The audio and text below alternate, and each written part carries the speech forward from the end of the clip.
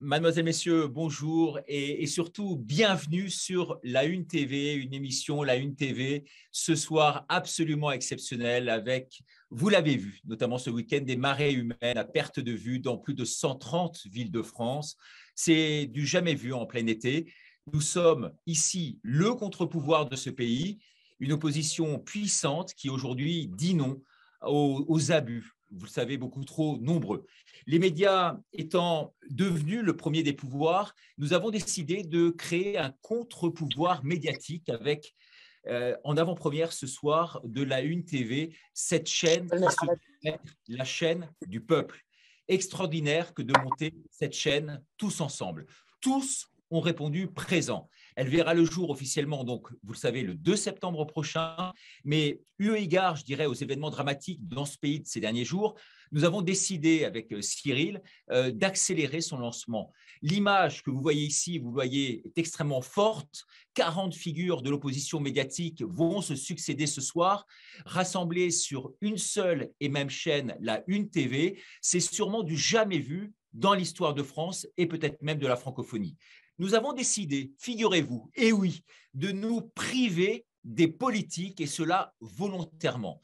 Cette chaîne, il faut le dire ici, ne servira pas la soupe à personne et encore moins à nos politiques qui nous ont tous, de près ou de loin, trahis, cela les uns après les autres et qui changent de couleur au gré de leur arrivisme. Il faut savoir, et je tiens à le dire, parce que je suis honnête et je tiens à le dire, Divisio n'a pas daigné venir, le seul invité quasiment à refuser. Il préfère, m'écrit-il dans un mail, se concentrer sur la préparation des émissions à la rentrée pour Hanouna. Eh bien, dans cette chaîne, chacun se reconnaîtra en effet. Dans un peuple qui est traité comme du bétail, nous sommes devenus des moutons. Et vous savez bien comment ça se termine avec les moutons, ça termine en méchoui et c'est pas du tout ce qu'on veut. Les gens qui me connaissent, je suis tout le temps en train de critiquer un petit peu les médias mainstream parce qu'on ne peut pas dire la vérité en fait sur ces médias. Et moi, je veux la voix du peuple. Notre pays est en phase d'une décision très très grave qui est en train de se passer parce qu'on est en train de défendre nos valeurs, liberté, égalité, fraternité. Il faut qu'on les défende jusqu'au bout. On va les défendre tous ensemble et j'espère qu'on sera tous fraternels pour que ça puisse marcher. Merci Richard. Merci Olive. Alors, très fier de participer à cette initiative fantastique dans cette guerre de l'information contre les puissances mondialistes. Et je vais dire que cette initiative d'un média qui fédère tous les lanceurs d'alerte, la Une, est absolument essentielle. Parce qu'on est à la croisée des chemins. On vit un moment historique. Il faut remonter, je t'en parlais hors d'onde, peut-être à 2000 ans. Il y a 2000 ans pour voir ce genre d'opération de division de la population, alors que Emmanuel Macron et François Legault au Québec parlent d'imposer un pass sanitaire. En France, c'est fait. Ici, on évoque l'idée très fortement. Il faut remonter donc à l'époque de Jules César, c'est-à-dire dans sa conquête des Gaules. Et la stratégie était de diviser le peuple pour pouvoir régner. On semait la division entre les différents chefs gaulois afin de pouvoir conquérir le territoire. Ils font exactement la même chose ici, alors que nous nous chicanons entre nous, alors que nous sommes pris à la gorge les uns les autres, même au sein des familles. Les puissances mondialistes, elles, ne souffrent d'aucune critique. On ne critique pas les politiques monétaires, etc., alors que le peuple se prend à la gorge.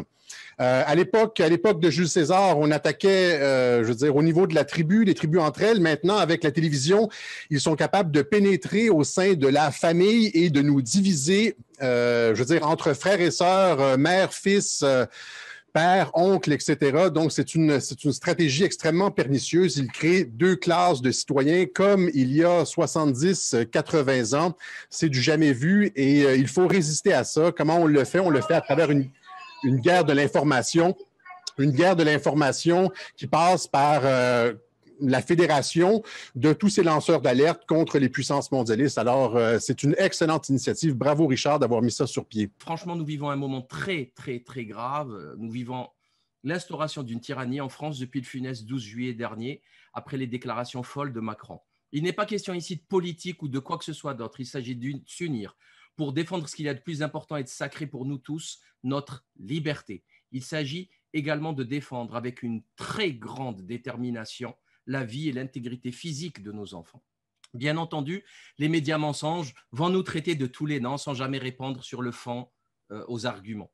On sera traité d'intégristes, d'antivax, de violents et pourquoi pas de terroristes. On va y avoir droit. Afin de diviser la population et politiser le débat. On sera traité également d'appartenir à l'extrême droite, blabla. Tout ceci est attendu. On le sait déjà et plus personne ne tombera dans ce vulgaire panneau et certainement pas celui de l'accusation de complotisme. Depuis quelques années, l'accusation de complotisme est devenue un lieu commun qui oriente le débat public d'une façon hyper paralysante. Cela joue beaucoup sur ce que l'on va se permettre de dire, car l'on ne veut pas passer pour un complotiste ou laisser penser que l'on encourage ce genre de théorie, alors que c'est un concept vide de sens. Vide de sens. Oui, la situation est extrêmement grave et il est normal que le peuple soit déboussolé. Il ne faut pas en vouloir non plus à tous ceux qui croient la doxa du gouvernement, même s'il suffisait de voir Macron crier « parce que c'est notre projet » lors de la campagne présidentielle de 2017 pour comprendre que la situation était catastrophique. Un fou a pris la présidence. Je vous en conjure, levez-vous contre cette folie. Ces restrictions vont se multiplier dans un futur très proche, notamment avec la fameuse crise climatique. Vous avez vu là les inondations en Belgique et en Allemagne. Merkel vient de faire des déclarations dans ce sens. Ne perdez pas espoir, bien au contraire, la lutte ne fait que commencer. Et nous avons tous constaté la présence de foules immenses hier, 17 juillet, dans toute la France, manifestant contre cette tyrannie, alors que nous sommes en pleine vacances estivales. Les médias, c'est une base importante de la propagande de Macron.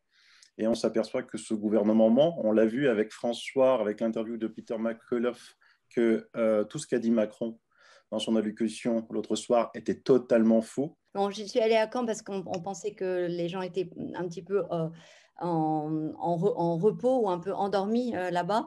C'était les informations que j'avais eues. Et en fait, en guise d'endormi, je me suis retrouvée dans une foule, marée humaine de 3000 personnes avec une ambiance magnifique. C'est vrai que les conditions climatiques nous aidaient. Moi, je crois qu'on est face à une des situations les plus ubuesques qu'on ait jamais vues dans l'histoire de la médecine. Je dis aux Français, maintenant, il faut résister. Il ne faut pas céder à la pression, qui est une pression politique qui est inacceptable. Je dis aux Français, aux jeunes, surtout les jeunes qui se précipitent pour dire on va faire la liberté, résistez. N'allez pas en Grèce, n'allez pas en Espagne. Pendant un an, vous vous en foutez, vous résistez. Et puis après, vous retrouverez la liberté. Et plus vous allez concéder au gouvernement, plus il va vous en imposer. Carlo Brusa est avec nous ce soir. Carlo, on a participé à plusieurs manifestations ensemble. Tu as un succès incroyable, notamment auprès de la population. Il faut dire que tu es une grande voix. Tu gueules plus que personne et en tout cas ton message passe. Aujourd'hui, quelles sont tes premières réactions par rapport à ce week-end notamment? Voilà, je viens d'activer le micro. Merci. Francis peut couper son micro. Si Francis peut couper son micro. Parce que je suis obligé de faire sortir, on entend le bébé derrière si tu veux. Alors vous voyez, je m'appelle Hélène Plumet ce soir, effectivement. C'est bon. Alors je disais que la 5G a déjà fait son effet sur moi, parce que naturellement j'ai déjà fait mes 7 doses et naturellement j'ai changé de sexe, donc je m'appelais Carlo Brusa et je suis devenu Hélène Plumet. Je suis très heureux d'être là avec vous, avec ma féminité qui est portée par cette nouvelle modification génétique que naturellement Alexandre Yancode et le professeur Perron connaissent parfaitement, la transformation de l'homme en femme après avoir été piqué 7 fois. C'est du talc aussi à la fin, on se met pour éviter d'avoir des brûlures à la suite de l'usage des petites culottes dont je n'avais pas l'habitude. Et il y a un père de famille qui dit « J'ai mon enfant qui écoute Lalanne et Bigard tous les jours du matin au soir, qu'est-ce que je peux faire ?» Et c'était merveilleux. Ça veut dire, voilà, voilà le niveau parfois de ceux qui veulent que nous soyons mis sur l'échafaud. Et moi, je pense que samedi, quelque chose s'est passé. Par des informations que j'ai, je sais que le premier cercle a été touché. Pour le moment, le premier cercle observe ce que nous faisons et il attend la dimension, la réaction un peu style gilet jaune. Ça veut dire tout simplement, pour le moment, ils disent c'est du feu de paille. Par contre, ils vont certainement aller de l'avant avec le turbocompresseur. C'est pour cette raison qu'il faut faire un travail très important. Et alors, j'attire votre attention sur un point fondamental. C'est le fait que nous ayons été dans la rue samedi, que nous avons bougé ensemble, qu'on s'est placé de front face au pouvoir, qui a déclenché quand même des réactions très fortes au niveau médiatique, parce qu'enfin, il y a eu la parole, même s'il y a eu une tentative de récupération de la part de Philippot que je trouve inadmissible parce qu'il s'est présenté comme celui qui avait organisé ce qui est totalement faux, parce que ceux qui sont là le savent très bien.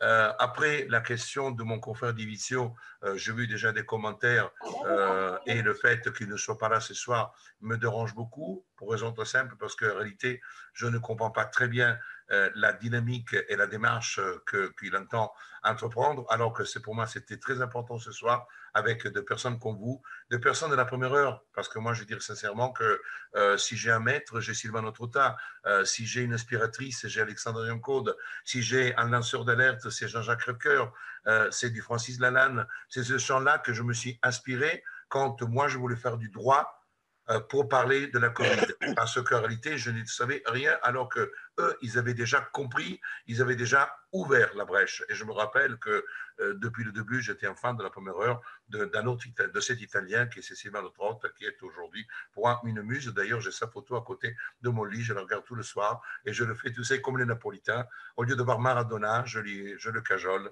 pour qu'il me donne des aspirations. Donc, j'ai voulu une introduction un peu humoristique parce qu'on se connaît. On connaît le contenu de nos interventions et vous savez qui je suis. Mon but, c'est vraiment de travailler avec vous. Je n'ai aucune aspiration personnelle. Je n'ai pas envie de devenir sénateur. Je ne peux pas l'être, ni député, ni président. Donc, le jour que la liberté sera là, je rends la clé et je rentre à cultiver les poireaux dans mon petit morceau de terre à la campagne. Le président Macron, à partir du moment où est sortie la première loi, le 23 mars 2020 d'urgence, a dit que nous étions en guerre. Or, lorsque nous sommes en guerre, nous sommes sous propagande de guerre. Qui dit propagande de guerre dit tous les médias aux ordres d'une caste. En l'occurrence, il s'agit d'un mystérieux conseil de défense dont personne ne sait auprès de qui il prend réellement ses ordres, mais c'est quand même quelque chose de nature militaire. Donc, on tourne quand même les yeux vers l'OTAN, étant donné que tous les pays occidentaux et européens sont concernés, pas seulement la France. Donc, il ne s'agit pas de l'armée française, a priori. Donc, on tourne nos yeux vers l'OTAN, vers les réseaux du Stay Behind. Et en effet, on se dit, étant sous propagande de guerre, il est urgent de contrer cette initiative pour libérer la parole et faire en sorte que les gens qui sont très mal finalement dans leur peau et qui vivent très mal cette expérience puissent trouver des repères et puissent avoir aussi un soutien, parce qu'il s'agit de se soutenir vraiment, de se réunir pour se soutenir et surtout de ne pas se diviser entre vaccinés, non vaccinés, qui est exactement faire le jeu de nos ennemis. Ça me fait penser au philosophe Hegel dans sa dialectique de maître et de l'esclave qui disait « Lorsque l'esclave meurt, le maître disparaît ». Ce qui fait qu'effectivement, lorsque l'esclave décide de ne plus être un esclave, ou simplement lorsque l'esclave disparaît de son rôle d'esclave, eh bien, c'est à ce moment-là que le maître n'a plus de raison d'être. Ce n'est que dans la mesure où nous nous mettons à genoux que les maîtres de ce monde continueront à nous imposer des choses de plus en plus folles, de plus en plus liberticides, de plus en plus illégitimes. Et c'est pour ça que dès le mois de février 2020, j'étais un des premiers à sonner les alertes. Et il faut dire que je suis un ancien combattant des pandémies, puisque déjà en 2009, je pense que de tous les invités, je suis un des seuls à avoir déjà combattu la propagande, et c'était du copier-coller, sauf que cette fois-ci, ils ont tiré beaucoup d'enseignements de ce qu'ils avaient fait en 2009, et j'ai toujours appelé à la défense et à la désobéissance civile non violente, qui me paraît, pour moi, un des axes majeurs de ce que nous devrons faire aujourd'hui et en étant unis, effectivement, comme le disait à l'instant Alexandra. Moi, ce que je vois avec l'allocution de Macron qui date d'il y a quelques jours, c'est une passe de prestidigitation, c'est-à-dire qu'il est en train de tous nous affoler pour masquer et pour détourner notre attention sur les choses qui s'en viennent. C'est-à-dire qu'en fait, comme nous savons maintenant à peu près tous ici qu'il n'y a plus de danger véritable, eh bien, on est en train de nous exciter, de nous occuper pour faire passer toute une série d'autres mesures qui visent le transhumanisme, qui visent le crash financier, qui visent aussi des famines organisées. J'ai de plus en plus de témoignages du monde qui me disent qu'on est en train d'organiser une pénurie des chaînes d'approvisionnement sur le plan alimentaire, mais pendant qu'on est en train de s'énerver, d'autres choses bien plus graves sont en train de se préparer. Donc, je voudrais aussi attirer l'attention sur le fait que nous ne devons pas perdre de vue l'ensemble, le big picture, comme disent les Américains, parce que c'est une opération je dirais, d'ingénierie sociale qui est à l'œuvre. Chaque fois qu'il y a eu des états de crise qui ont été déclarés, et ce n'est pas le premier, que ce soit au niveau du terrorisme, que ce soit au niveau des sectes apocalyptiques, etc., à chaque fois, il y a eu des avancées au niveau des restrictions des libertés et des droits fondamentaux. Et même lorsque ces crises avaient cessé, on n'est jamais revenu en arrière. C'est-à-dire qu'à chaque fois, c'est une politique qu'ils mettent en place pour, je dirais, grignoter un peu plus de nos bras, un peu plus de nos jambes et bientôt de notre cœur si nous ne renversons pas le système. Francis, tu es avec nous quasiment chaque semaine. Tu étais à Paris hier dans cette énorme manifestation, plus de 100 000 personnes, alors que BFM TV parlait d'une centaine de personnes, mais c'était un véritable scandale, alors qu'il y avait une foule ininterrompue. On a vu les images aériennes de cette foule compacte, massive qui était à Paris. Toi, qu'est-ce que tu en retires un peu de tout ça et de cette mobilisation de ce week-end ? J'ai un problème, c'est que j'entends une voix qui parle, qui dit un poème, et c'est compliqué, j'arrive pas à éteindre ça. Donc, je pense que c'est pas bon même pour nous, hein, Francis. Il faut corriger ça parce que là, malheureusement, c'est impossible. Vous l'entendez aussi? Ouais, Francis, en fait, c'est simple. Tu as une vidéo qui tourne, en fait, qui est déjà démarrée sur ton téléphone. Il faut que tu coupes cette vidéo et après, tu pourras re-rentrer. D'accord, ok, je vais faire ça. Merci, Francis. Moi, je vais un peu détonner par rapport à vous parce que pour ça que je tenais à parler en dernier, parce que M. Macron a dit « nous sommes en guerre ». Moi, je suis en guerre. Lui, il ne sait pas ce que c'est que la guerre. Moi, je suis en guerre parce que mon pays risque de mourir. Je suis en guerre parce que je pense qu'aujourd'hui, des notions comme la notion de sécurité, des notions comme la notion d'identité sont en train de disparaître et que ces notions sont fondamentales. Si elles ne sont pas là, la liberté disparaîtra. Si demain, une jeune femme ne peut pas sortir après 11 heures du soir de son quartier, il n'y a plus de liberté. Il faut qu'elle ait l'envie, il faut qu'elle ait le courage et il faut qu'elle ait aussi la possibilité de ne pas être agressée. Et donc là-dessus, ma réflexion, elle est là. Et donc, je me suis adressé aux militaires à la retraite et à travers une lettre, je leur ai expliqué que nous allions tout droit à la catastrophe. Nous allions tout droit peut-être à la guerre civile. Et qu'avant d'arriver là, il fallait que les gouvernants, nos fameux gouvernants… Et donc, à partir de ce moment-là, ce que j'ai fait, c'est que nous avons créé un site qui s'appelle Place d'Armes et sur ce site, nous avons mis la lettre. Et puis là, bon, pour ceux qui l'ont choisi, il y a un certain nombre de gens qui ont pris la parole. Vous savez, c'est comme une fusée. Alors, il y a eu plusieurs étages. Le premier étage, ça a été le fait de passer à Sud Radio et puis ensuite dans Valeurs Actuelles. Puis, il y a eu la réponse de Marine Le Pen. Puis, il y a eu la réponse de Mélenchon. Puis, il y a eu la réponse de la réponse du gouvernement. Et tous ces gens-là se sont mis d'accord, en fin de compte, pour nous faire monter. Et ceux qui devaient faire 200 ou 300 ou 500 signatures est arrivé à plus de 23 000 signatures de militaires et plus de 100 000 d'amis, c'est-à-dire de non-militaires. Sur ces 23 000, il y avait notamment 62 généraux. Donc, tout ça a monté et monté. C'est une mayonnaise qui s'est faite. Pour vous donner un exemple, nous avions à un moment donné une signature toutes les 3 secondes. Et je pense qu'à partir de ce moment-là, il y a une réflexion plus globale qui s'est faite.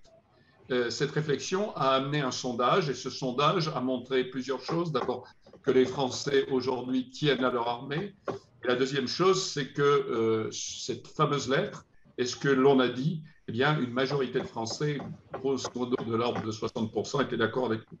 Donc aujourd'hui, nous avons décidé qu'à partir du moment où nous n'avons pas été entendus, non seulement pas entendus, mais nous avons été insultés par tout un tas de ministres, je ne reviendrai pas là-dessus.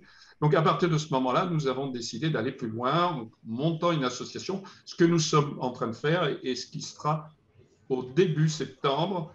Et la première des choses que nous allons faire, puisque la seule personne qui n'ait pas lu la lettre, ou du moins qui n'a rien dit de cette lettre, c'était le premier concerné, c'est-à-dire le chef de l'État, chef des armées, eh bien, nous allons envoyer à ce brave homme, enfin c'est un euphémisme quand je dis brave homme, nous allons lui envoyer la lettre, c'est-à-dire que nous demandons à des gens de Place d'Armes et d'ailleurs, et en passant, j'espère, dans certains médias, pas évidemment les plus grands, puisque moi je ne suis jamais passé sur TF1, France 2 ou France 3, nous allons leur demander d'envoyer cette lettre au président de la République. Merci beaucoup Jean-Pierre. Juste une question quand même. Le fait qu'ils ne vaccinent pas d'office les policiers et les militaires, est-ce que c'est d'après vous conçu pour relâcher aujourd'hui la pression? Honnêtement, j'en sais rien. Je ne sais pas parce que c'est très compliqué. Vous savez, d'abord, vous parlez de gens qui sont des gens disciplinés, qui sont des gens qui ont l'habitude d'obéir.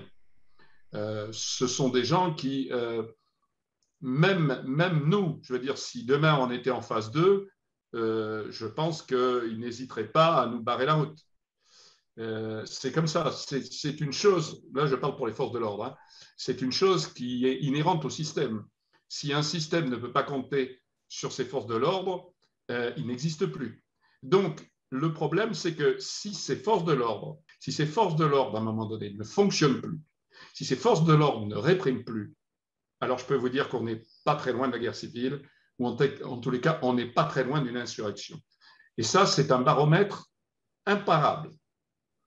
Donc, je pense que ça sera intéressant à voir par la suite, par rapport à ce que vous m'avez dit, par rapport aux manifestations que vous faites et que je soutiens parfaitement, de voir l'attitude qui sera celle des forces de l'ordre à ce moment-là. En tout cas, je peux vous dire que ce week-end à Paris, les forces de l'ordre étaient vraiment, mais vraiment de notre côté. Et je peux vous dire qu'il n'y a pas eu un moment où on a senti vraiment une agression sur Paris des forces de l'ordre à notre rencontre. Beaucoup de personnes sont connectées. J'invite tout le monde à continuer de partager les choses. Alors, je sais que j'ai les retours qui sont en train de retomber par rapport au chat et ce qui s'ensuit. Bien sûr qu'on va renforcer les équipes de modération car on a une armée de trolls aujourd'hui, certainement macronistes qui sont avec nous pour essayer de détruire tout ça. Je tiens juste à rectifier certaines choses pour que tout le monde soit d'accord. Nous ne sommes pas des anti-vaccins, nous sommes pour la liberté de chacun. Je tiens à vraiment appuyer sur très le important, très important. On est en train de défendre nos libertés ce soir. Sincèrement, je le répète, c'est un énorme succès. Continuez de partager les choses.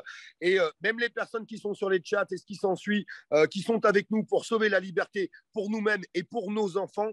Je répète bien pour nos enfants, c'est super important puisqu'on est dans un grand virage aujourd'hui de la France où on essaye d'imposer des choses en français. Ça s'appelle de la dictature, même s'il y a des gens qui ne sont pas d'accord. Je suis désolé de poser ces mots qui sont très, très forts, mais ça s'appelle de la dictature. Tous les gens qui sont dans les chats, n'hésitez pas. Tous ceux qui sont avec nous pour sauver les libertés, bombardez de messages positifs pour qu'on puisse avancer sur les choses. On va donner la parole à un pompier qui est là. C'est un homme de terrain. Sa vidéo a fait le buzz. Incroyable, vous l'avez tous vu forcément. C'est lui, Yannick, qui est ici à droite et qui parlait d'AVC. Il est allé sur le terrain, il était sur le terrain et malheureusement, depuis, comme par hasard, il n'y est plus. Je me dis, on n'a plus grand-chose à perdre. L'allocution d'Emmanuel Macron ce lundi soir a été perçue comme un cheval de Troie qui s'immisce dans notre vie personnelle et notre vie professionnelle. Nous sommes nombreux de professionnels à s'être sentis pleinement menacés pour les mois qui viennent, puisque on vient de comprendre que potentiellement, selon nos choix, selon nos revendications, nos contestations, nous sommes menacés de perdre notre activité professionnelle dans les mois qui viennent. Donc l'heure n'est plus à l'attente, l'heure n'est plus, on va dire, à la conciliation. Il est temps en fait de dire non, avec notamment la bienveillance. Je ne prône aucunement la violence. Je prône davantage le dialogue, justement. Remettons-nous autour de la table avec les élus, avec des chefs d'entreprise, etc. On voit clairement, en fait, avec les mesures qui évoluent de jour en jour, une menace directe sur mes activités professionnelles et mes activités personnelles. Il y a de nombreux citoyens, nombreux, ne serait-ce que nous en local, qui nous contactent, qui sont démunis, qui ne savent plus quoi faire, qui se sentent pris au piège. On a une forme, en quelque sorte, de transfert de responsabilité de mesures de l'État envers les employeurs. Et dans quelques temps, on risque, si toutefois ces mesures passent, de créer une scission entre employeurs et salariés. Et je doute fortement que nos institutions, que mon employeur ou d'autres employeurs souhaitent se retrouver dans cette situation contrainte réglementairement de licencier certains de leurs salariés. Donc, je suis inquiet justement de ces mesures. Et on se rend compte que les Gilets jaunes, aujourd'hui, avaient raison, avaient tout vu finalement avant l'heure. On les a condamnés ensuite parce qu'il y a eu des violences totalement inadmissibles, mais on sait que ce n'est pas par ces Gilets jaunes de la première heure que ces violences sont intervenues, mais par des gens qui ont infiltré le milieu et on sait d'où ils viennent, et en tout cas, on l'imagine bien. Ce que je vois aujourd'hui autour de cette table, c'est de nombreuses compétences dans chacun de leurs domaines. Et c'est ce qui, aujourd'hui, doit être la clé de notre réussite. C'est-à-dire qu'au lieu d'avoir des énarques en politique qui savent tout faire et ne rien faire, nous devons avoir, en tant que représentants politiques, de véritables compétences. J'ai commencé à créer des assemblées citoyennes pour dénoncer le fait que nous n'étions plus en démocratie, que ce gouvernement-là n'était pas légitime et que tous les gouvernements après De Gaulle ont été des gouvernements félons pour servir les intérêts mondialistes et en aucun cas la souveraineté nationale et les intérêts du peuple. Donc aujourd'hui, je parle en tant que forgeron paysan, parce que je vis pratiquement en autonomie, mais après les Gilets jaunes, à l'acte 3, il faut se souvenir d'un mot, d'une phrase qui a été écrite et dite par Castaner, c'est que lorsque les Gilets jaunes ont défoncé la porte de Benjamin Griveaux, je pense que vous vous en souvenez avec le chariot élévateur, il a dit cette phrase: « Il ne faudrait pas que la bête que nous avons créée nous échappe. » Alors, je vais dire une chose, c'est que le mouvement des Gilets jaunes, et là je vais peut-être en blesser quelques-uns, a été organisé par le pouvoir politique. Le mouvement des Gilets jaunes a été organisé par le pouvoir politique pour justement permettre à ce pouvoir de faire voter des lois de plus en plus liberticides et de transformer les gardiens de la paix en force de l'ordre, puisque vous voyez très bien que les gens aujourd'hui qui sont dans les manifestations, mais là je fais la différence entre encore des groupes, c'est-à-dire que hier, c'était la gendarmerie qui nous accompagnait. Et les gendarmes sont nobles et à nos côtés, ce sont des gens d'armes. Par contre, je pense que tu l'as vu, tu disais qu'il n'y a jamais eu de petits soucis. Lorsque la Brave est intervenue, ces Golgoths masqués, casqués, le peuple les a rejetés en force. Et les gendarmes sont presque mis entre les deux groupes. Et ces gens-là sont sortis parce qu'il y avait un rejet populaire. Parce qu'ils n'attendaient qu'une chose, bien entendu, vu cette masse de citoyens qui étaient sortis. Les gens ne sont pas sortis à l'appel de M. Philippot. Ils sont sortis pour retrouver leur liberté et bien entendu dans un acte de bienveillance et de rassemblement. Il faut redistribuer les cartes. Le politique est là pour servir et non se servir. Les gendarmes sont là pour protéger. Les gendarmes, G-E-N-S-D'-A-R-M-E-S. C'est-à-dire que nous avons l'armée, les militaires qui sont aussi dans la gendarmerie. Le pouvoir politique ne tient que par la répression et par cette masse de CRS qui sont mises en place, qui sont armés de plus en plus et qui sont là comme dernier rempart. Et je les appelle la garde prétorienne parce qu'ils sont là pour protéger ce pouvoir qui aujourd'hui est mort. On le sait tous. Ce qu'il faut, c'est amener non pas justement à éviter cette guerre civile qui fomente, et je le disais depuis déjà il y a 2 ans, il a parlé de problèmes d'alimentation parce que le pouvoir en place va user de ses dernières armes pour essayer de créer ces distensions au cœur de nos communautés. Et donc, il y a un blocage prévu par les routiers le 14 août.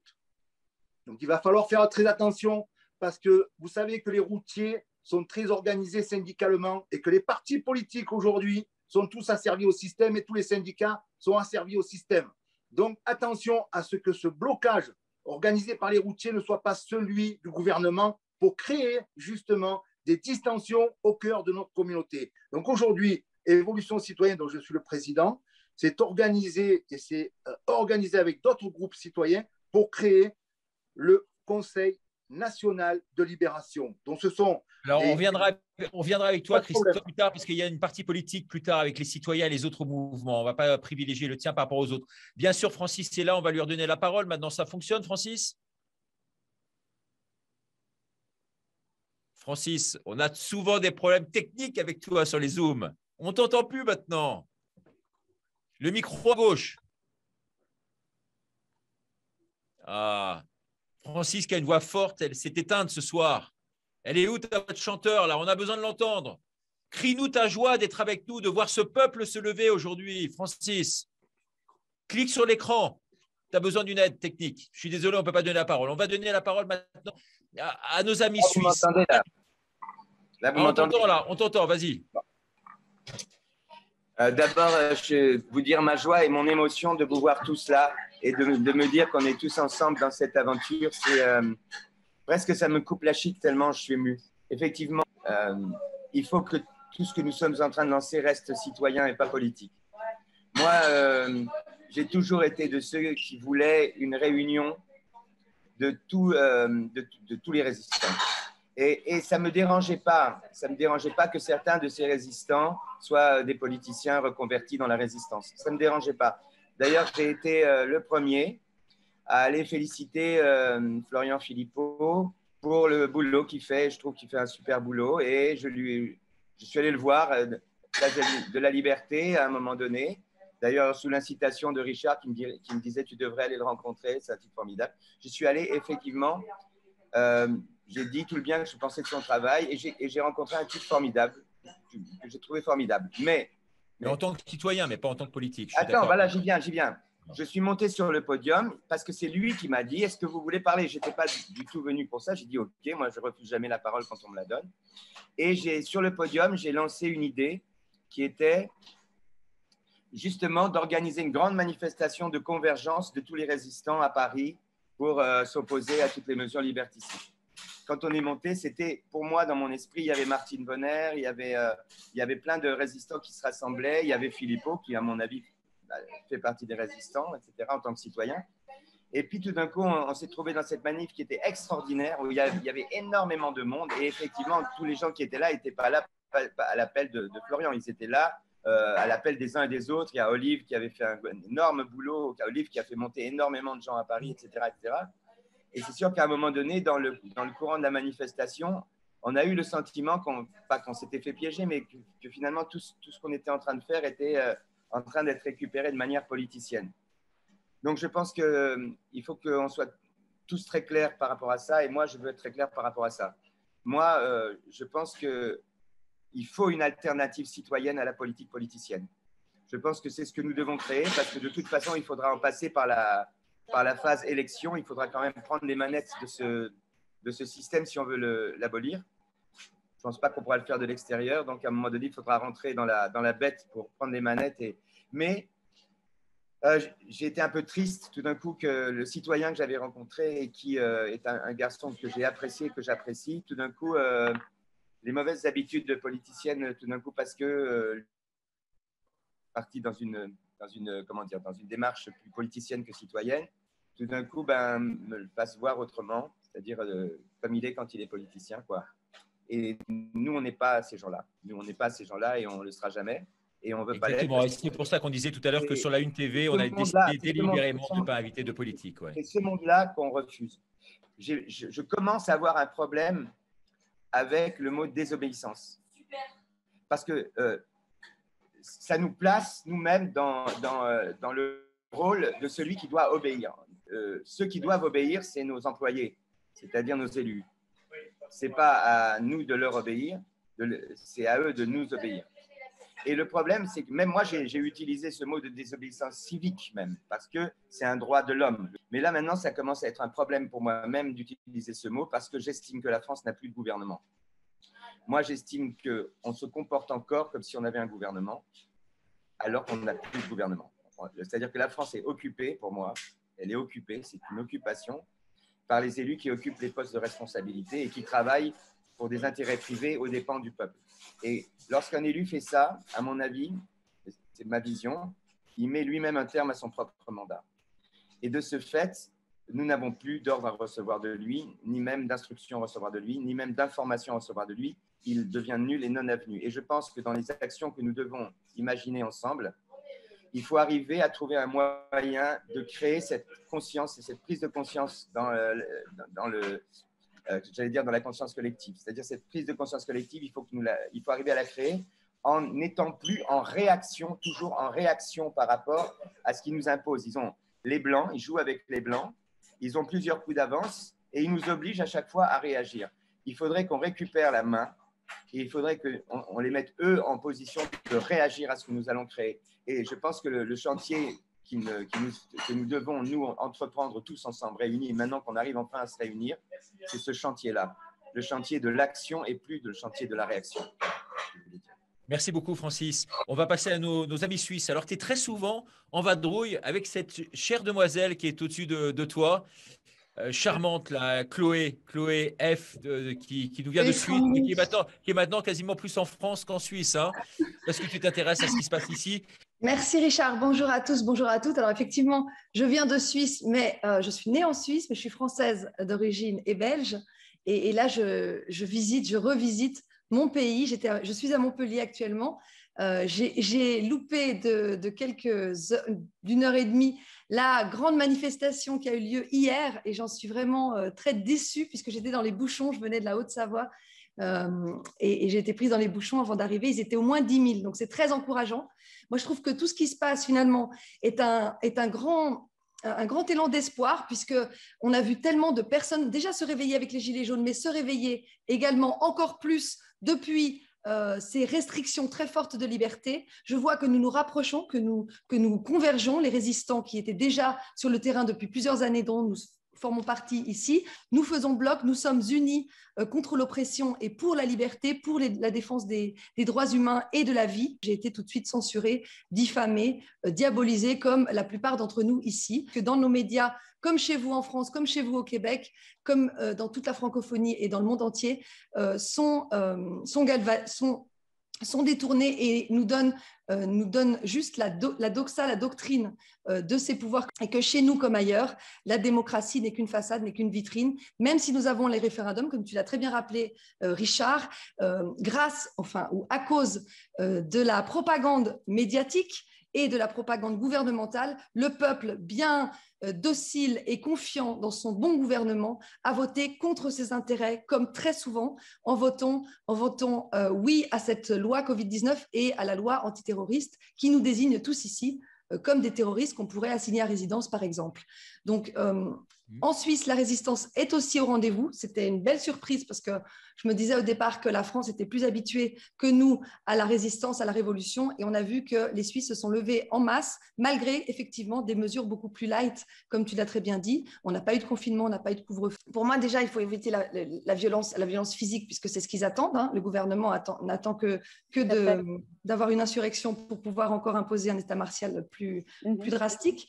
Ce que je conseille souvent, c'est de se faire confiance, de ne pas croire aux bluffs et aux intimidations, notamment de Macron, qui change d'avis toutes les 5 minutes, de se mettre ensemble, d'écrire à nos autorités, à nos élus. Je pense qu'il faut laisser des traces, il faut montrer qu'on est présent, qu'on ne se laisse pas décourager, pas intimider. Et ça, c'est leur grande peur. Leur peur, c'est qu'on soit unis et qu'on soit majoritaire. Parce qu'en fait, ce que dit souvent Francis, je vais le reprendre, c'est que ces gouvernements, ces médias nous font croire que nous sommes une minorité. Or, nous ne sommes pas une minorité, nous sommes une majorité, mais pas encore assez visible, puisque les médias font tout ce qu'il faut pour nous cacher, notamment en donnant des faux chiffres. Donc, j'ai beaucoup d'espoir, j'ai beaucoup de foi en notre mouvement, qui n'est pas que le nôtre ici. Ici, nous sommes juste des représentants, qui ne sommes qu'une petite partie, la partie émergée de l'iceberg. Et je sais que sur le terrain, j'ai fait de tellement nombreuses et belles rencontres que je me dis qu'on n'est pas perdu et qu'on va y arriver. Donc, courage à tous. On tient bon, on se soutient et on ne lâchera rien. Les médias essayent de faire croire qu'on n'est pas beaucoup dans la rue. On a beaucoup réfléchi avec l'équipe et je suis en train de rentrer en contact d'ailleurs avec Jean-Marie Bigard parce que Jean-Marie Bigard, en 2014, a fait une énorme action qui s'appelait les bouchons du cœur. Alors, vous allez comprendre ce que je veux vous dire. Jean-Marie Bigard a dit qu'il fallait enlever les bouchons des bouteilles d'eau pour pouvoir les récupérer et faire des fauteuils roulants avec. Je suis en train de rentrer en contact avec cette association pour pouvoir quantifier en fait le personne qu'il y a dans les manifestations. C'est très simple. On demandera à tout le monde de prendre un petit bouchon en plastique et de se rendre dans ces manifestations. Et les bouchons du cœur seront présents à l'entrée des manifestations, vont récupérer ces bouchons. Premièrement, ça va créer des fauteuils roulants. Et deuxièmement, ils pourront les quantifier sur toute la France, puisqu'ils sont dans tous les départements de France. On est en train de mettre ça en place et on demandera juste aux gens de venir en manifestation avec un petit bouchon en plastique, ce qui permettra de quantifier le nombre de personnes. Alors, je voulais vous dire une chose. À la mairie de Paris, l'alerte qui était donnée par les renseignements généraux concernant la manifestation de samedi était manifestation de la mouvance complotiste des anti-vaccins, 800 à 1500 personnes. Ça, c'était le message qui a été communiqué. Je vous donne ma parole parce que c'est une élue qui m'a communiqué cela. Ils reçoivent les alertes et c'était cette alerte-là. Donc, vous comprenez très bien que si on a l'impression que nous sommes suivis, analysés, contrôlés, ils ont vraiment un très mauvais plateau Internet de contrôle parce que de penser qu'on était 800 ou 1005, c'est vraiment du mauvais. Donc, à la limite, ayons confiance que peut-être ils dépensent beaucoup d'argent, mais ils mettent des débiles à nous contrôler. Donc, en l'état actuel de choses, la situation est grave. Bien sûr qu'elle est grave. Elle est très, très grave. Aujourd'hui, quand je dénonce depuis des mois et des mois sur la gouvernance mondiale et sur ce qui est le premier cercle a une manœuvre qui n'est pas du tout une analyse complotiste, mais qui est celle que nous connaissons, les personnes qui sont ici présentes le savent parfaitement. Et aujourd'hui, ils ont une feuille de route. Cette feuille de route est une feuille de route qui a des buts très précis. Aujourd'hui, nous sommes passés dans une ère qui s'appelle l'ère du numérique. Nous sommes une magnifique machine à sous pour le cercle capitalistique. Mais le problème est beaucoup plus grave. Il s'agit vraiment de notre identité. Alors, je ne veux pas rentrer dans des discussions qui sont la 5G, le contrôle, les trucs et tout ça, ça relève des scientifiques. Moi, je parle en termes de droit.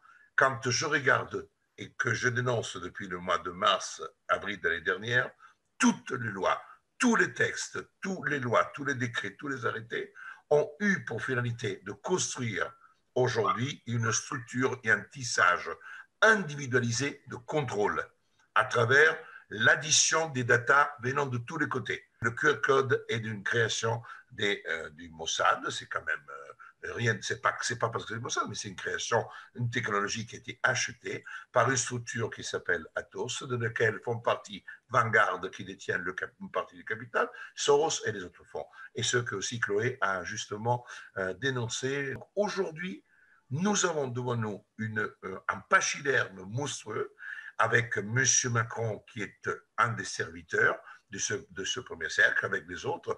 Mais Macron a été vraiment chargé, et ça, ce sont des informations qui me prennent parce que j'ai la chance d'avoir ce lien privilégié avec un relais qu'on appelle maçonnique, qui a son rôle et son importance. Il est vraiment le Missi Dominici qui a été envoyé par le premier cercle en Europe. Macron est considéré comme la bonne petite gueule qui va porter effectivement le message du premier cercle. Et le langage, pour ceux qui sont des férus épistémologiques comme vous l'êtes, vous avez vu comme il parlait, il s'est exprimé quasiment au nom du monde. Ce n'est pas un lapsus freudien, c'est vraiment un message affiché de manière très claire. Donc ça veut dire quoi? Ça veut dire qu'aujourd'hui, la France, et nous sommes, et ça je vous le dis avec force, nous sommes le bastion, c'est Alésia 52 avant Jésus-Christ, nous sommes l'Alésia de la défense des libertés.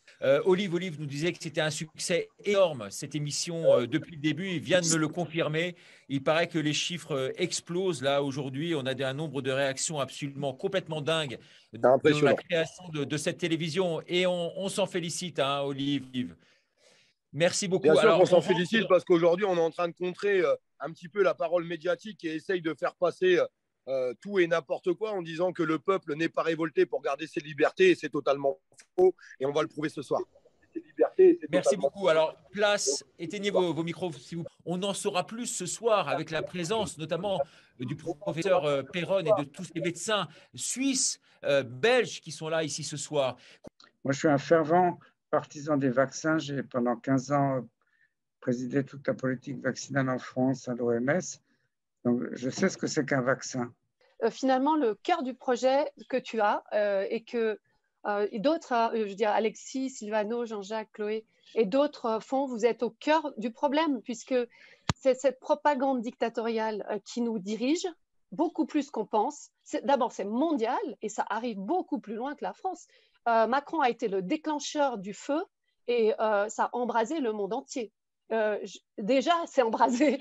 Et il faut voir que cette propagande médiatique criminelle, je ne peux pas dire d'autres mots, parce que dans l'article 258 du Code pénal suisse, quand on fait peur aux gens avec aucune raison et aucune base scientifique, c'est pénal, donc criminel. Donc, non seulement c'est les médias criminels, il faut quand même le dire, parce que on discutait de ça avec Alexandra, le mot criminel, c'est pas de tuer, c'est de faire peur, de faire des faux papiers, de faire des fausses données, de faire des fraudes qui disent exactement la même chose partout dans tous les pays. On est dans une broyeuse d'un plan mondial. Tout ce qui arrive est en fait dans l'information qui passe, ou qui ne passe pas. Et donc nous, on le sait bien en tant que scientifiques, on a été censurés, on n'a eu aucun débat, et on a eu des débats grâce à vous, mais pas de façon normale. Donc la communication éthique et le risque, c'est une histoire de fraude de communication, une fraude de science, et vous êtes vraiment au cœur. Et si on n'avait pas vous et les avocats comme Carlo, on a créé donc une commission d'enquête citoyenne francophone et internationale avec Jean-Pierre Eudier, et on espère vraiment qu'on puisse faire le banc des accusés au niveau médiatique, au niveau scientifique, au niveau politique, et dans les nœuds de transmission de commandes de cette information. Mais vraiment, faut qu'elle s'arrête. C'est vraiment hideux. Je pense que les gens ce soir ont besoin de concret. C'est-à-dire qu'on n'a pas manifesté pendant des heures à prendre des risques pour pas aboutir à du concret. Donc, dans les choses qui me semblent importantes, c'est pour ceux qui sont en train de penser à ce... Et ce soir, ils sont légion. Alors, j'aimerais leur dire 2-3 petites choses. La première chose, c'est que chaque Français qui se doit avoir conscience de sa responsabilité vis-à-vis des enfants qui sont évidemment les prochains sur la liste. C'est-à-dire que s'ils cèdent la digue de leur propre résignation à un système qui s'impose à eux parce que, attention, tu vas perdre ton boulot et que donc, évidemment, logiquement, ils doivent nourrir enfants et femmes et enfants ou maris et enfants, qu'importe, et donc, du coup, prennent la mauvaise décision, ils doivent comprendre que dès lors qu'ils cèdent sur eux, ils ne seront plus en capacité de résister pour leurs enfants. Et ces enfants, on sait que l'âge descend de plus en plus. On est passé des jeunes aux adolescents, on va passer évidemment aux enfants et aux petits-enfants. Alors, comment est-ce que je dis ça? Est-ce que je suis une complotiste de dire ça? Eh bien non. Dès lors que moi, adulte, je prends cette décision, il faut que j'aie conscience que, de fait, j'alimente un système dans lequel la suite logique est celle des enfants. C'est ce qu'on a vu d'ailleurs en Israël, c'est ce qu'on a vu en Angleterre, on a aussi diminué les âges. Allons voir auprès de toutes les assurances. C'est vrai que je n'ai pas appelé toutes les assurances et que ça vaut le coup d'appeler son assurance en disant mais s'il m'arrive un petit désordre, que ce soit un effet indésirable juste transitoire ou que ce soit simplement mon décès, qu'est-ce qui se passe pour ma famille? Autre aspect important pour ceux qui se décident, dès lors qu'aucune demande écrite officielle de cette allocution finalement de notre président a été faite pour vous, à votre niveau, avec votre nom, vous engageant précisément, nominativement, je ne vois pas l'obligation que vous avez. Vous n'avez donc qu'une intimidation, qu'une injonction avec intimidation fondamentale de comprendre qu'il faut une demande écrite, que tout le reste, ça s'appelle du bluff, ça s'appelle jouer au poker menteur. Et d'ailleurs, notre président était bien blafard parce qu'effectivement, quand on joue une partie de poker menteur, ce n'est pas une situation confortable. Nous devons la protection à ceux qui nous ont protégés pendant cette crise Covid. Ce sont évidemment, je pense, aux soignants. Et je crois qu'avec tous les témoignages que j'ai eus, nous devons les aider.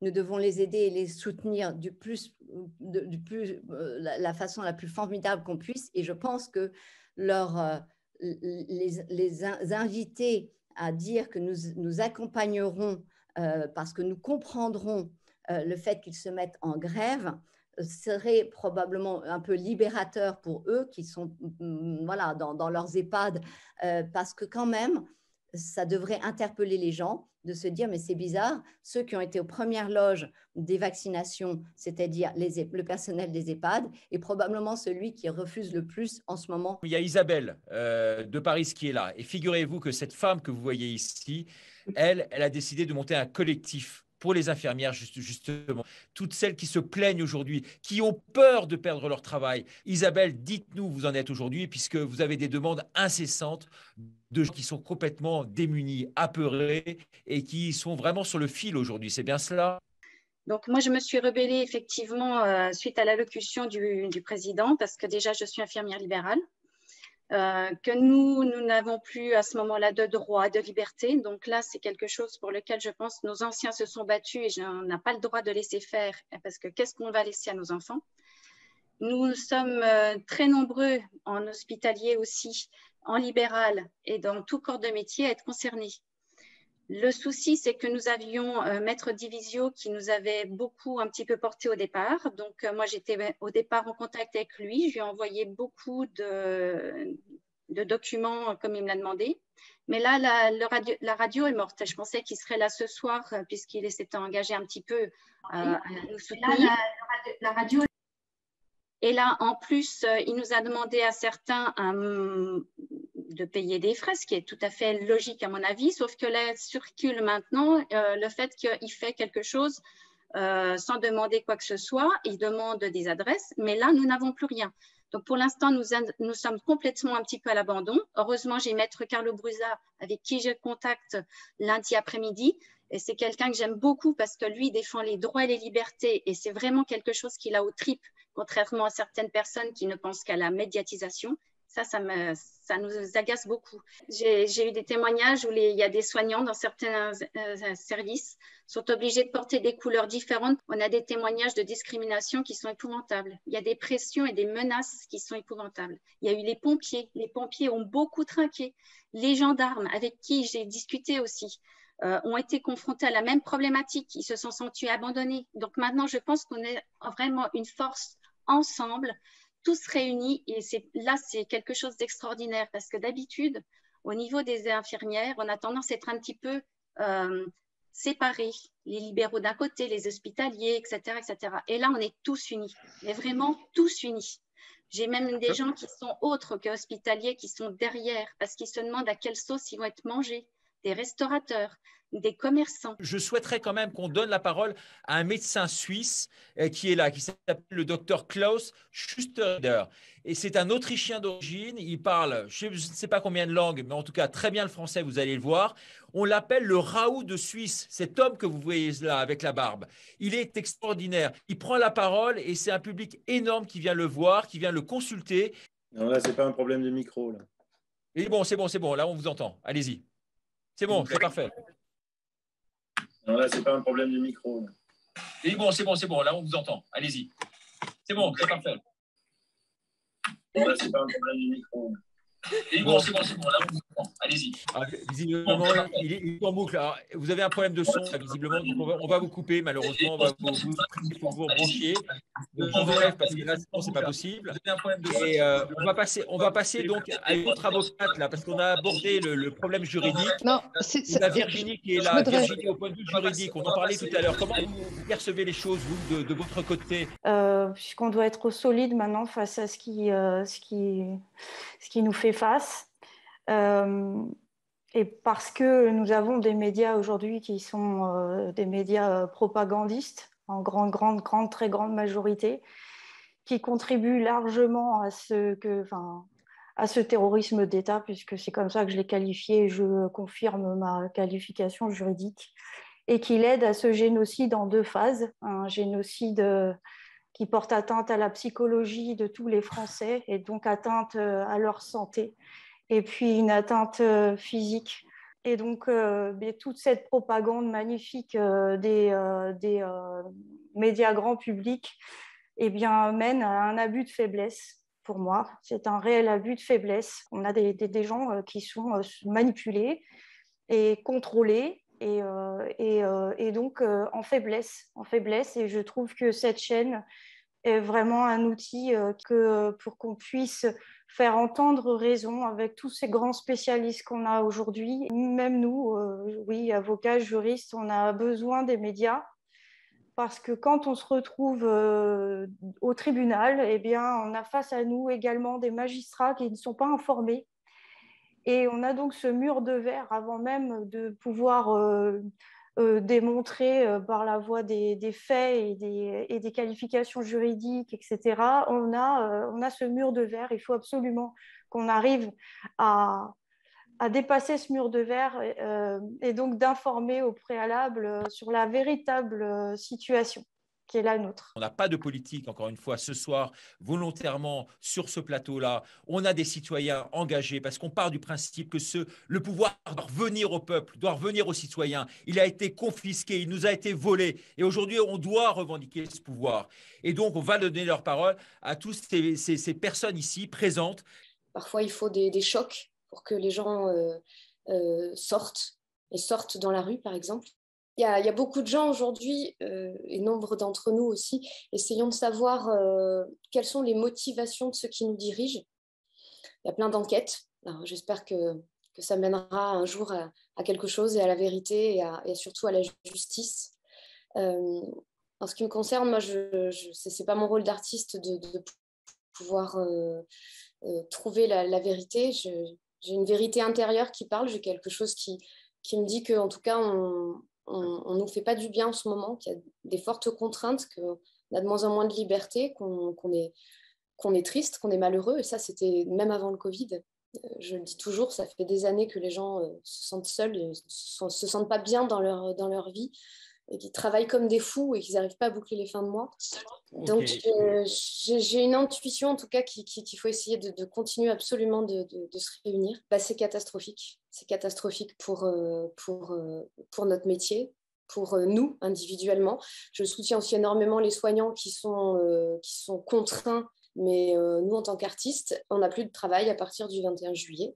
J'ai pris la décision de ne jouer que des spectacles et dans des endroits qui ne sélectionneront pas les gens, qui ne discrimineront pas les gens, qui ne trieront pas les gens.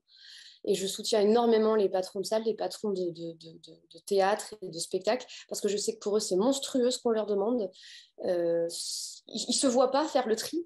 Et à la fois, en tant que chef d'entreprise, ils sont en train de perdre au moins la moitié de leur clientèle. Vous considérez que ce que vous avez entendu dans une allocution d'un président de la République une fois, alors que toutes les autres fois il a dit le contraire, est une réalité. Il faut faire attention entre cette allocution qui reste totalement déconnectée d'une certaine réalité, qui est qu'une obligation sur un produit qui a une autorisation de mise sur le marché conditionnelle, il y a quelque chose d'impossible, dans une contradiction dans les termes. Donc il ne faut pas le vivre comme une réalité. Pour l'instant, c'est Mais les patrons de salle le vivent comme une réalité. Cela sur lequel il faut absolument réagir, parce que si on ne la dénonce pas, tout le monde va se mettre dans cette espèce de caverne de Platon où on croit qu'il y a des monstres qui sont à la sortie, et donc on va tous aller se tôt ou tard en disant bon, je tiens bon, tandis que si on dénonce en disant désormais vous allez montrer la trace écrite de ce que vous me dites et sur quoi vous vous appuyez d'une façon concrète. Donc, il faut revenir dans le réel et arrêter d'être dans le virtuel. On est dans le virtuel à beaucoup trop de niveaux dans cette crise depuis tout le long. Dans le réel, justement, moi, ce que je continue de faire, c'est d'aller dans la rue. Vous oblige que vous êtes non, mais moi, voilà. Non, mais c'est important. Je voudrais rebondir sur ce que dit Alexandra, qui est très, très, très important, s'il te plaît, Richard. On est dans une fiction. Il y a un type qui se dit président de la République parce qu'il a été élu avec 10% des voix, qui dit, voilà, on va faire des choses qu'on n'a pas le droit de faire dans le cadre de la loi. On n'a pas le droit de faire. D'ailleurs, les éléments de langage sont très importants. Là, maintenant, il va falloir réfléchir quand même comment on pourrait se constituer pour faire valoir ce que de droit, quoi. Parce que là, c'est de l'escroquerie. Ça, c'est du détournement de milliards d'euros d'argent du contribuable. Et on est en train de dire que c'est les gens qui vont financer ça, puisqu'en plus, c'est de la publicité mensongère. On force les gens, on fait du trafic d'influence pour leur faire consommer ce produit. Il faudrait, en plus, demander aux laboratoires de rembourser, hein, qu'on est en train de financer avec la Ok, alors là, c'est un autre sujet. Vraiment, on était sur le domaine artistique. Il faut plus faire. Elle a raison, Alexandra. Il faut plus faire. Bien sûr qu'elle a raison. Bien sûr qu'elle a raison. Comme si ce qu'a dit ce crétin à la télévision était parole d'évangile.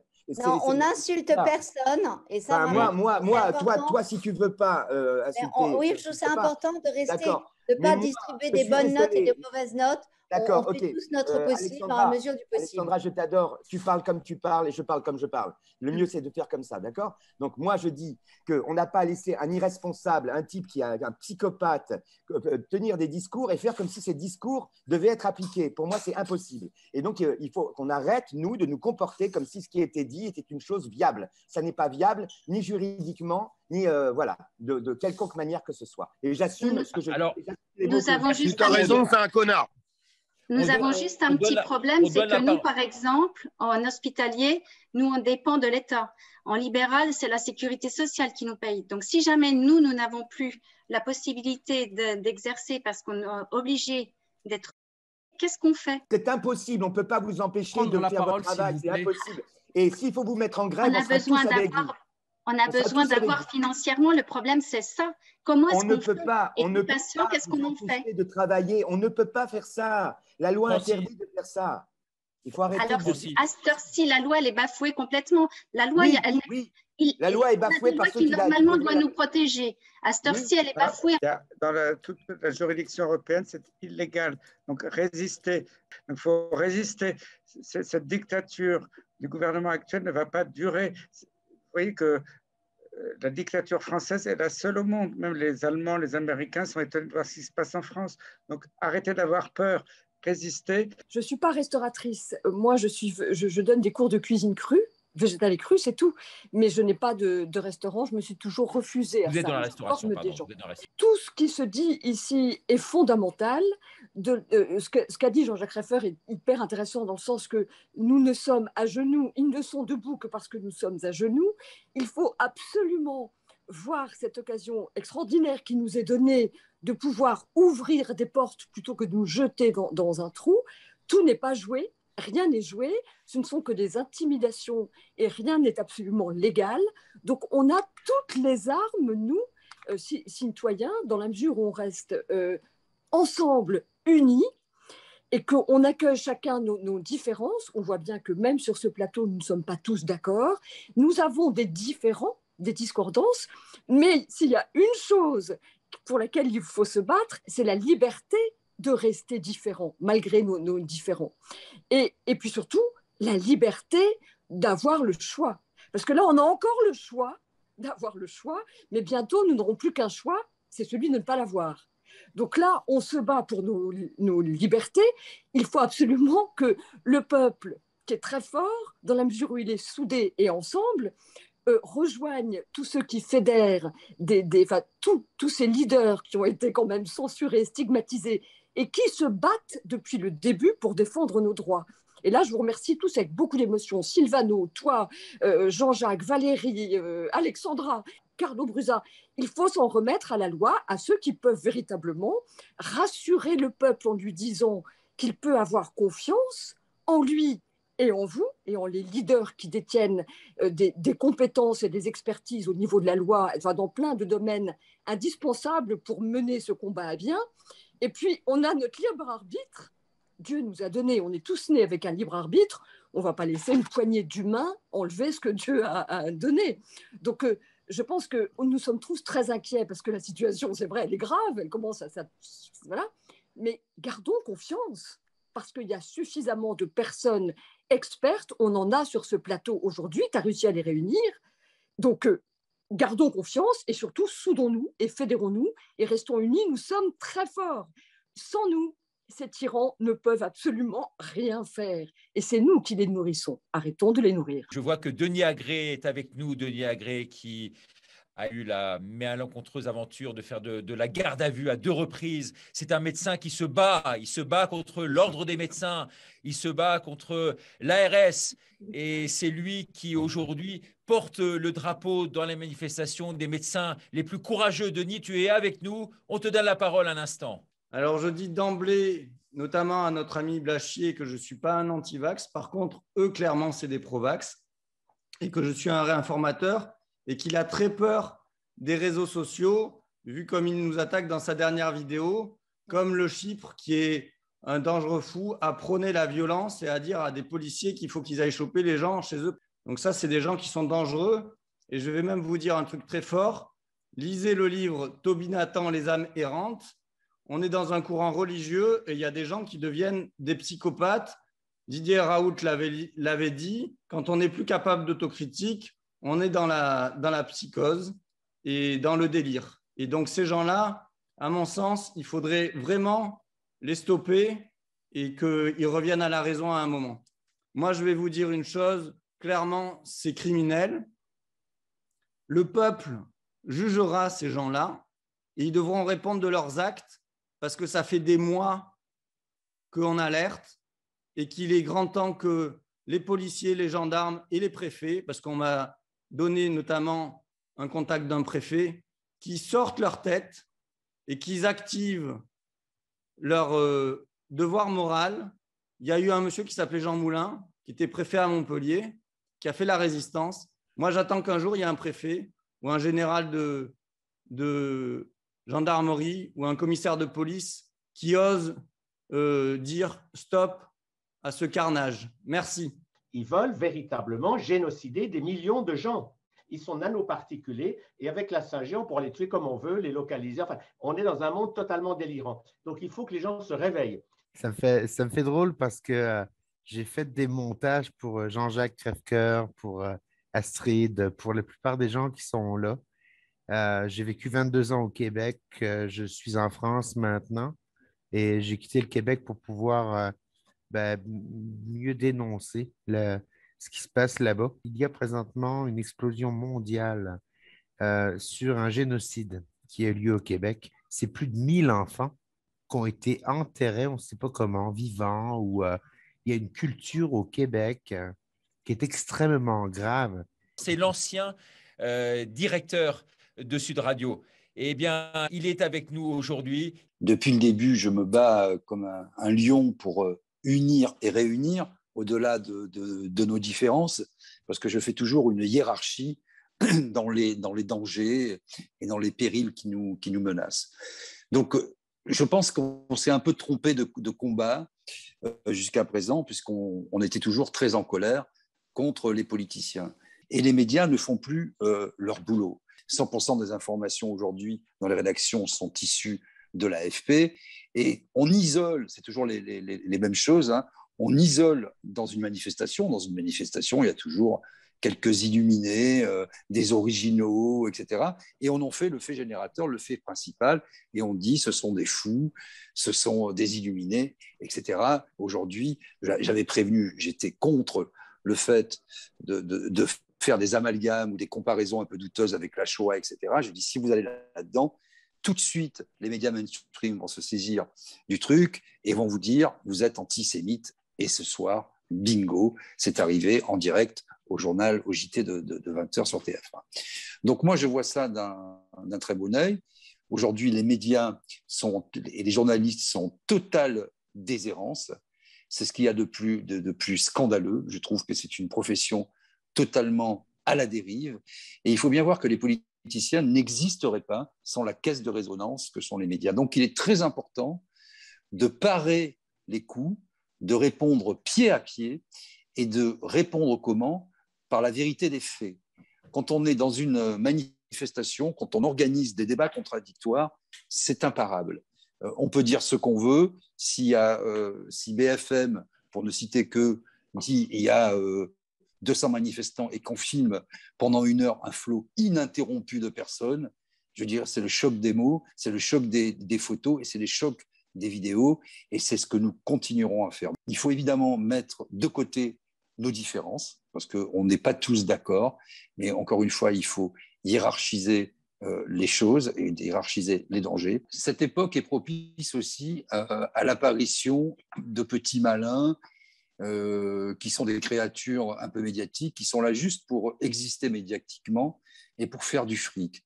Donc, il faut être très vigilant, et moi j'incite tout le monde à ne pas verser d'argent à des gens qui vont leur promettre monts et merveilles et qui sont juste là pour faire le show et être des intervenants réguliers sur les chaînes de grande écoute.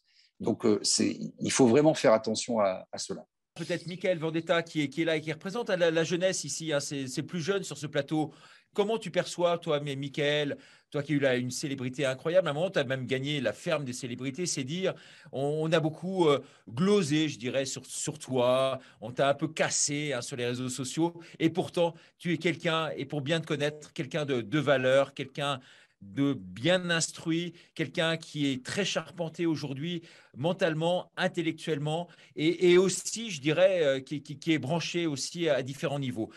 Comment tu perçois la jeunesse, toi, aujourd'hui, avec l'intuition qui est la tienne? Pour moi, la jeunesse, elle est complètement manipulée par les médias, et les médias sont un vrai danger, justement, pour les futures générations, que ça soit même par les vidéoclips des rappeurs qui incitent à la violence. Les jeunes sont complètement manipulés par ce que disent les médias mainstream. Donc, si les médias mainstream disent qu'il fallait se faire vacciner, pour eux, il fallait se faire vacciner.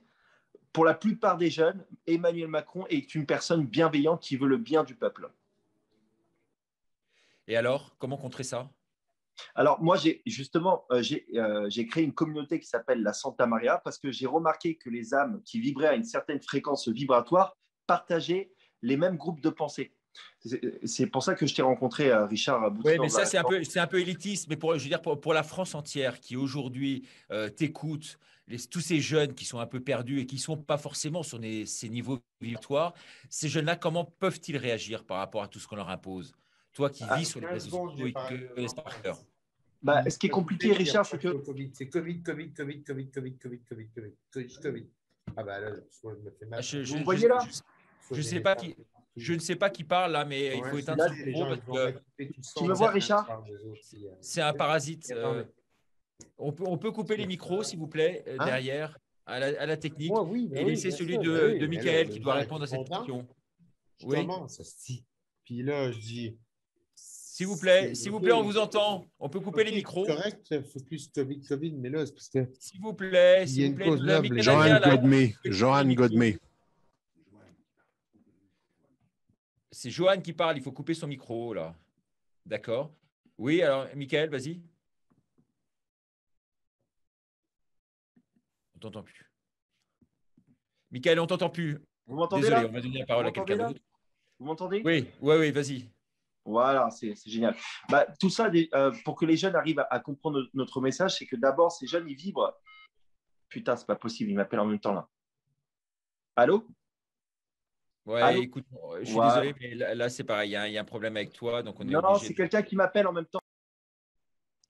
Alors, on va donner la parole à quelqu'un d'autre. Je suis obligé d'enlever et de faire toutes ces manœuvres en parallèle, ce qui n'est pas évident quand on anime une émission. Ça fait plus d'un an maintenant qu'on est sur le terrain avec le magazine Nexus et qu'on essaie d'aller prendre le pouls et de relayer des informations vérifiées, vérifiables.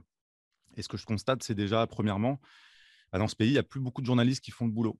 Et ça m'inquiète. Alors, heureusement qu'il y a des youtubeurs qui font le job.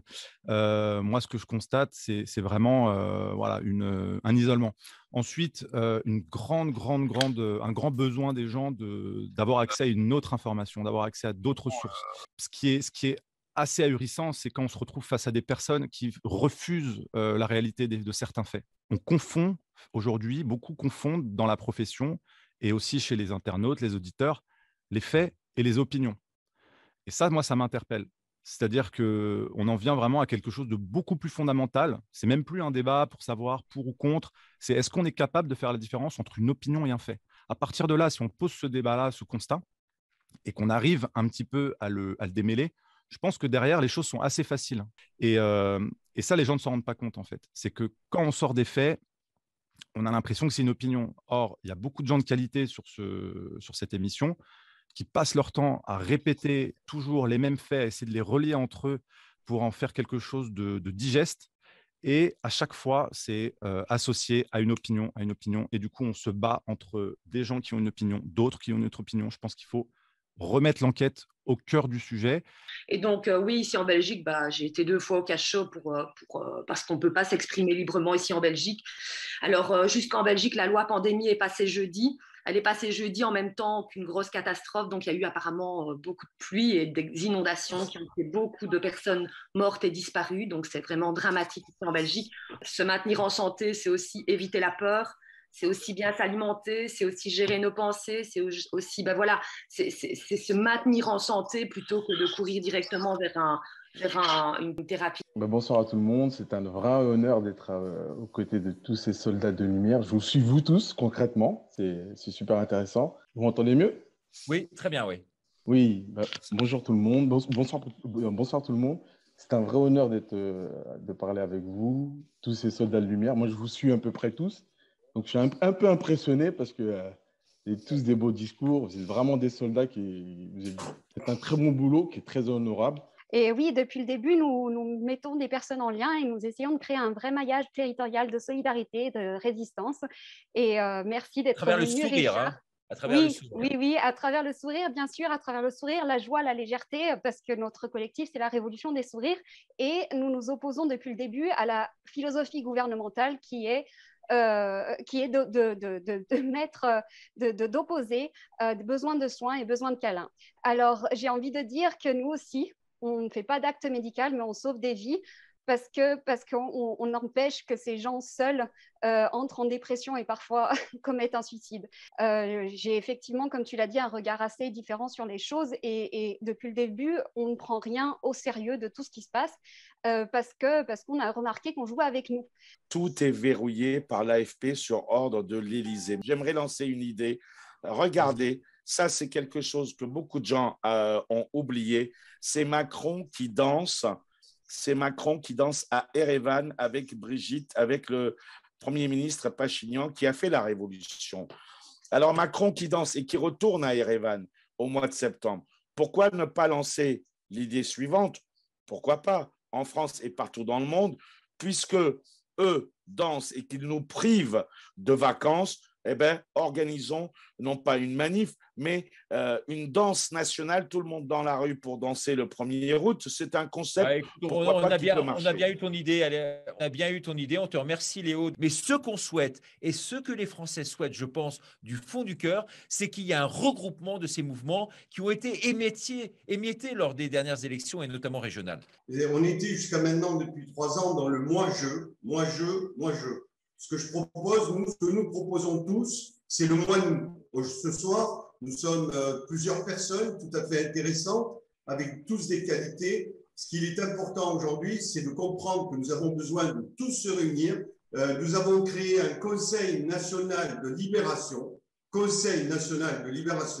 Nous avons également créé le Concordat républicain à Paris, dans lequel nous avons convié absolument toutes les femmes et tous les hommes qui décident d'aller à l'élection présidentielle en leur disant ne soyez pas autoproclamés, essayez de comprendre que si vous voulez défendre une cause qui est celle du peuple, l'intérêt majoritaire c'est celle du peuple, c'est pas le vote, et il faut impérativement que vous veniez dans ce concordat. Derrière ce concordat, nous avons créé le Conseil national de libération. Il faut libérer la France de ces personnes qui nous gouvernent et on a besoin de toutes les personnes qui sont là ce soir. Dans ce Conseil national de libération, il y a plusieurs groupes qui ont souhaité, pour certains, conserver l'anonymat. Je vous demande à tous de venir voir ce que nous sommes en train de faire. Le moi-nous sera mis en avant le moi-je. Voilà. Très bien, merci beaucoup. Fabrice Grimal, à vous la parole. À la base, c'est 4 groupes qui ont décidé de se réunir pour créer un programme commun.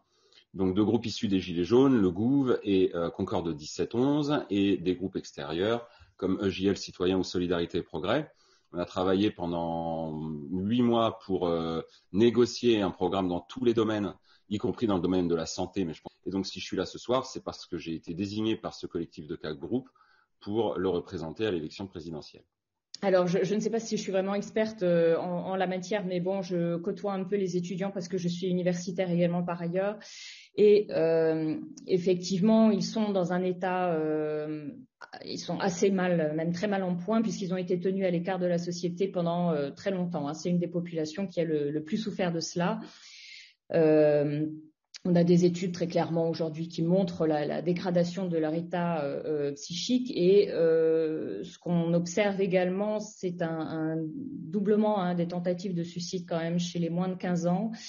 Les services de pédopsychiatrie sont complètement dépassés, débordés. Dans certaines institutions en Moselle, on est obligé de faire hospitaliser les adolescents en pédiatrie parce qu'il n'y a plus de place. Ils ont été privés de liberté. Donc naturellement, pour eux, l'injection, la vaccination, c'est comme ça qu'ils l'appellent, représente cet espoir, voilà, de retrouver cette liberté dont ils ont été privés pendant des mois. Donc, on essaye de rappeler un petit peu ce que leur dit leur petite voix intérieure, j'en parle un petit peu comme ça, c'est-à-dire avoir des discours qui se contredisent aussi, voilà, pour qu'ils puissent à nouveau se questionner et à nouveau s'interroger. Bon, c'est une piste, c'est pas gagné, mais voilà. Une des expériences faites en Suisse, c'est pour les jeunes, il faut faire des fêtes, il faut faire des promenades, il faut faire des pique-niques, c'est ce qu'on organise, des repas. Il faut stimuler la joie, stimuler le positif, stimuler l'espoir. On a la chance en Suisse d'avoir une démocratie directe et on lance le processus de la révision totale de la Constitution fédérale suisse, l'article 193. Eh bien, en récoltant 100 000 signatures, on peut licencier tout le personnel politique fédéral, donc les 2 chambres fédérales et à terme le Conseil fédéral, la Banque nationale suisse, le tribunal fédéral. Et on fait une nouvelle constituante de 2 chambres. Alors, c'est clair qu'il faut des candidats et c'est pour ça qu'on a besoin de jeunes pleins d'espoir pour faire la meilleure constitution du monde. Et aussi, l'autre chose, c'est à ces jeunes, il faut avoir le courage de discuter avec eux et de nommer l'ennemi. Il faut nommer l'ennemi. Il faut vraiment trouver des gens qui soient au service et pas qui se servent eux-mêmes. Et très concrètement, on encourage tout le monde à faire des provisions. Ça paraît stupide, mais on prévoit des famines. L'armée suisse prévoit des famines. L'armée suisse nous demande même de faire des provisions d'eau et on demande à tout le monde de faire des jardins, de cultiver des légumes, de travailler la terre, de retourner à des trucs basiques et de retourner aussi au fondement de la Suisse. Le 1er août, on invite tout le monde dans les montagnes, à l'endroit où la Suisse s'est fondée. Les 3 Suisses ont levé leurs 3 doigts au nom du Père, du Fils et du Saint-Esprit dans la nature humaine et divine du Christ. Et on refait chaque année le serment fédéral. Guillaume Tell, c'est sur les terres de Guillaume Tell. Moi, je préfère donner la parole à Olivier de la Fondation pour la défense des droits et libertés parce qu'il n'a pas encore eu la parole et c'est quand même lui qui a rassemblé plusieurs scientifiques autour de la Fondation, scientifiques que j'ai eu le plaisir d'interviewer d'ailleurs pratiquement tous. Mais Olivier, je te laisse la parole. En fait, moi, je représente donc la Fondation des droits et libertés du peuple et au Québec, on a monté cette fondation il y a environ 1 an, au début de la crise sanitaire, et on s'est spécialisé sur l'aspect juridique. Donc, en fait, on a fait de l'éveil collectif, de la mobilisation, on a organisé différentes manifestations ici au Québec, des convois, etc., parce que c'est très, très répressif. Le Québec est particulièrement ciblé. Et on a déposé aujourd'hui, à date, on a déposé une des plus grosses, je ne vais pas dire la plus grosse, mais je pense une des plus grosses poursuites judiciaires au monde contre le gouvernement du Québec. On a engagé donc une grande partie des experts que tu avais aujourd'hui. On a Alexandra, on a Astrid, on a le professeur Perron, on a Laurent Toubiana. On met à disposition de tous les avocats de tous les pays du monde ces rapports faits par ces grandes sommités mondiales qui vont permettre de poursuivre les gouvernements par rapport à leur folie et leurs décisions qui sont totalement aberrantes. Donc le but de la Fondation, voilà, c'est le volet juridique et on veut faire participer tous les avocats dans le monde qui veulent utiliser les rapports qui ont été produits par les grands experts que j'ai nommés. Pour rebondir sur les propos du professeur Perron, que le mot clé ici, c'est résilience, c'est-à-dire que nous devons simplement passer à travers cette crise, je veux dire, être patient quelques mois, tout au plus, tout. Alors ici, un élément de bluff et d'intimidation, comme on disait plus tôt. Il faut donc être résilient et être patient avec cette histoire-là. C'est ce qu'on devrait dire à nos proches. Résilience, patience. J'aimerais savoir s'il ne serait pas vous aider que vous proposez notre appui solidaire pour une grève, pour appuyer une grève du personnel. L'appel à la grève. L'appel à la grève. Évidemment, très difficile à faire. Personnel soignant. Là, on est prêt à faire la grève générale, effectivement, si on est soutenu, parce que là, il faut vraiment du soutien. J'ai vu que les pompiers aussi appellent à la grève générale. La police doit aussi, beaucoup de policiers sont un peu dans ce même sens. Donc, on peut être tous en même temps avec ce qu'il faut. Mais il faut vraiment qu'on soit soutenu derrière, notamment au niveau des personnels soignants, parce que nous, on n'a plus rien. Merci Alexandra et merci d'avoir appelé à cette grève. Vous vous rendez compte un peu la puissance de frappe que l'on constitue à travers ça, à travers ce média, la UNTV. Je veux dire, si on n'avait pas la UNTV, mais jamais on n'en serait là ce soir.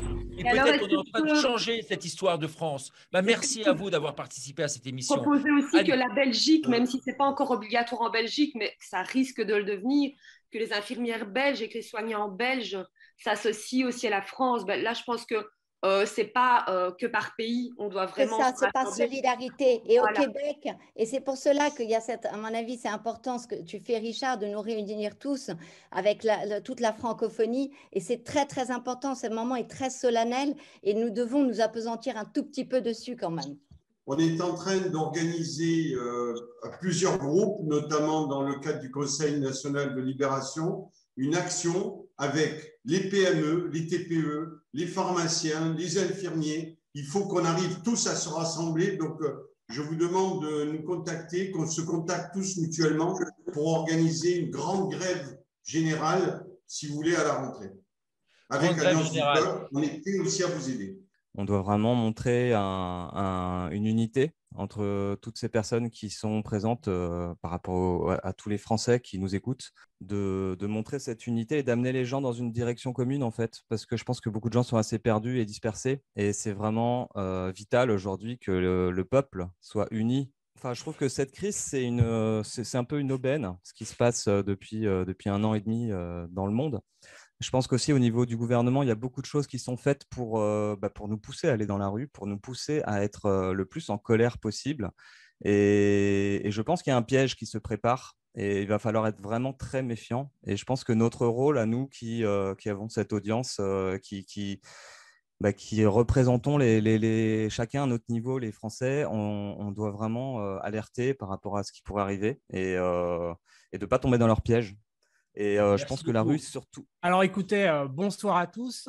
Alors, oui, j'utilise beaucoup le rire, parce que le rire, c'est aussi un petit piège quelque part, parce que ça ouvre l'esprit et les gens écoutent. Et du coup, on peut glisser quelques vérités. Donc, une chose importante à dire aux gens, c'est battez-vous. N'ayez pas peur du bluffeur Macron.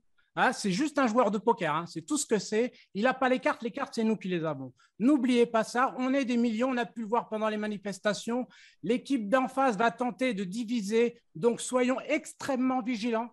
Donc voilà, un grand bravo à vous qui êtes là et merci à tous les auditeurs de faire circuler l'information sur les réseaux sociaux. Il faut profiter, il y a dans le peuple toutes les compétences qu'il faut pour gagner. Animap dont on a beaucoup parlé.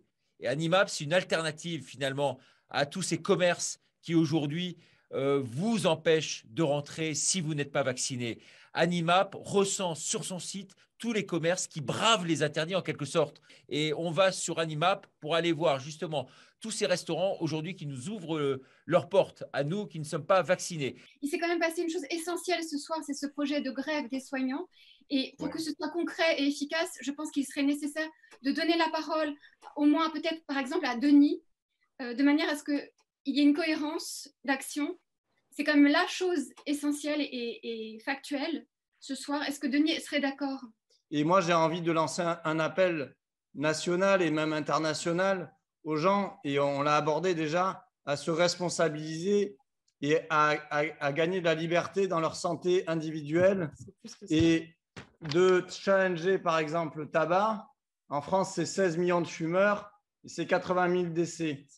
Et si chacun se responsabilise et diminue sa consommation au moins de moitié, eh bien, on pourra quasiment en 6 mois diminuer la mortalité cardiovasculaire et alléger les hôpitaux et aussi alléger les dépenses de santé et aussi mathématiquement faire diminuer les dépenses et les recettes des laboratoires pharmaceutiques. Donc, c'est un cercle vertueux qu'on peut instaurer en challengeant notre bonne santé.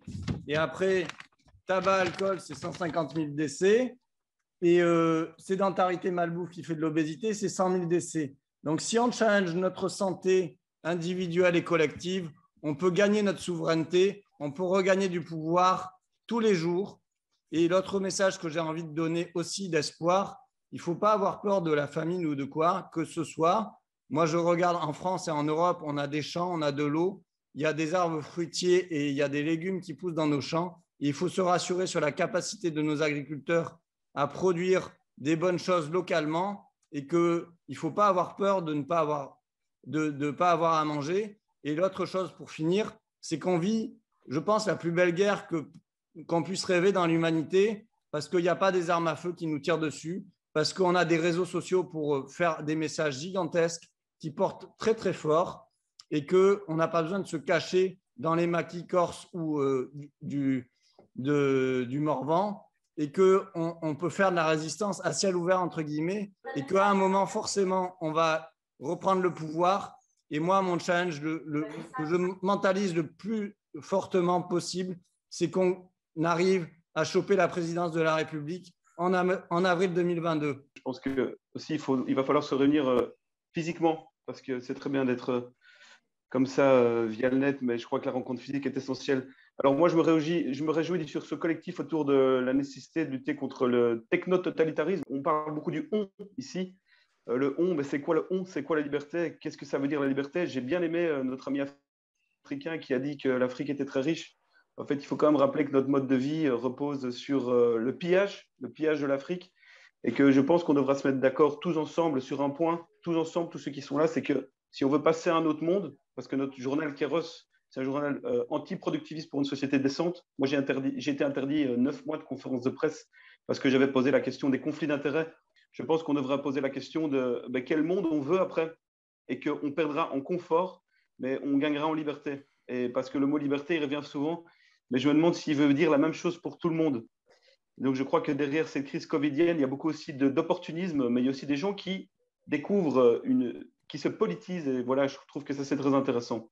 Nous sommes tous ici des résistants et je voulais simplement dire qu'il ne faut absolument pas avoir de malaise sur les actions politiques que vont mener les citoyens. Parce que, par exemple, nous, si nous menons des actions politiques, nous sommes aussi dans la rue, nous déclarons aussi les manifestations, nous soutenons les parents devant les écoles et nous sommes aussi dans les collectifs Réinfo Covid, Réaction 19.